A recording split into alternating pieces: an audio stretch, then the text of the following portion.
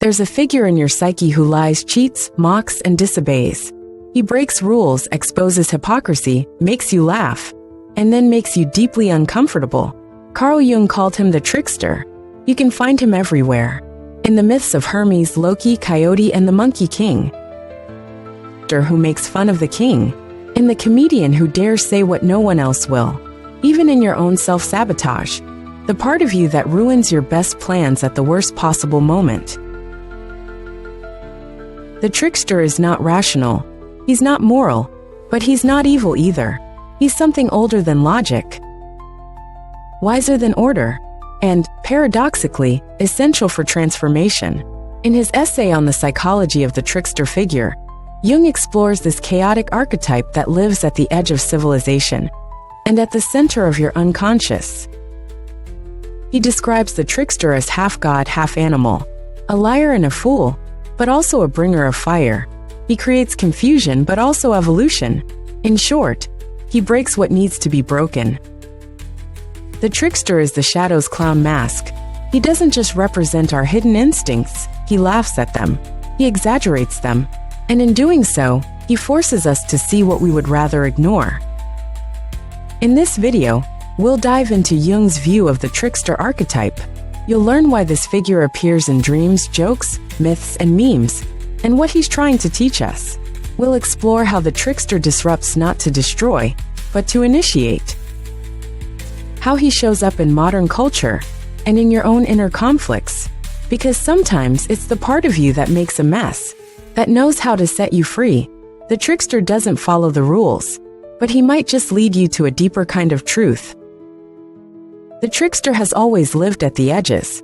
In mythology, he appears as Hermes, the Greek god who stole Apollo's cattle before he could even walk.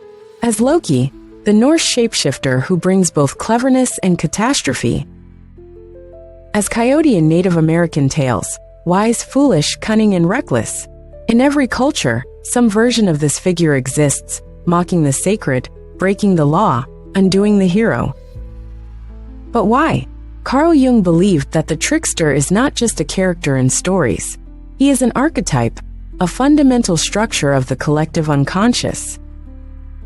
He lives not only in culture, but in the individual psyche, and his role is both disruptive and necessary. In his essay on the psychology of the trickster figure, Jung writes that the trickster is a collective shadow figure, a summation of all the inferior traits of character in individuals. He is the primitive man within, the liar, the thief, the glutton, the defiler. But he is also the fool, the clown, the bringer of light. And it is in this paradox that his power lies. Fire the trickster as the collective shadow. Jung recognized that the trickster holds the traits we're most ashamed of, traits that civilization has tried to suppress: deceit, sexuality, instinct, unpredictability. He's the part of us that refuses to behave. But instead of banishing this figure, Jung saw him as a mirror. The trickster shows us what we've disowned. In this sense, he's closely tied to the shadow, but he's not silent like the shadow. He performs. He exaggerates. He says what the ego won't. This is why trickster figures often appear in satire and comedy. The jester in a king's court could say the truth without being executed, because he wore the mask of the fool. Today, comedians, meme creators, and cultural provocateurs often carry this archetype. They expose collective hypocrisies through laughter. The laughter, however, is never innocent. It cuts. It reveals. And that's the trickster's function. Cyclone the trickster as a catalyst for change. While most archetypes bring stability or structure, the hero, the wise old man, the great mother, the trickster destabilizes. He doesn't guide with wisdom, he disrupts. And this is often exactly what's needed. In myth, the trickster steals fire and gives it to humanity, Prometheus. He creates tools, overturns hierarchies, brings innovation, but not without chaos. Jung saw this quality as initiatory. Just as in alchemy, transformation requires decomposition, so too in the psyche. The trickster breaks the ego's illusions. He introduces contradiction, and through this confusion, new consciousness can emerge. In dreams, trickster figures often appear during transitions. They show up when a person is between identities, between worlds, or about to break through an old pattern. They may appear absurd, vulgar, ridiculous, but Jung encouraged his patients not to dismiss them. These figures often contain the medicine hidden in the madness. Performing arts, the trickster within. Jung also noted that we each carry the trickster within. He shows up in our self-sabotage, in the moment we ruin something good without knowing why. He shows up when we accidentally speak a truth we didn't mean to say. He shows up in bad timing, impulsive jokes, or when we play dumb to avoid confrontation. At first glance, these actions seem irrational, even harmful, but Jung invites us to look deeper. What is that behavior pointing to? Often, the trickster appears when a person is being too rigid, too identified with perfection, control, or appearance. The trickster pushes back. He throws a wrench in the plan. He embarrasses you, forces you to confront your humanity, and in doing so, he opens the door to something more real. Jung writes, "The trickster is a forerunner of the savior, a primitive reliever of collective tensions, who prepares the way for a more conscious attitude." This is what makes him so dangerous and so sacred. Counterclockwise arrows button, the evolution of the trickster. Interestingly, Jung observes that the trickster doesn't stay static. In myths, he evolves. He begins as a purely instinctual being, half animal, half man. But over time, he becomes a cultural transformer, a boundary crosser, a spiritual guide. In alchemy and religion, this becomes the shift from trickster to redeemer. The same force that once mocked the sacred becomes the bridge to it. This is crucial, because it suggests that our lowest, most chaotic parts, our impulsive, crude, unrefined instincts, can, when made conscious, become the seed of transformation, but only if we can see them for what they are.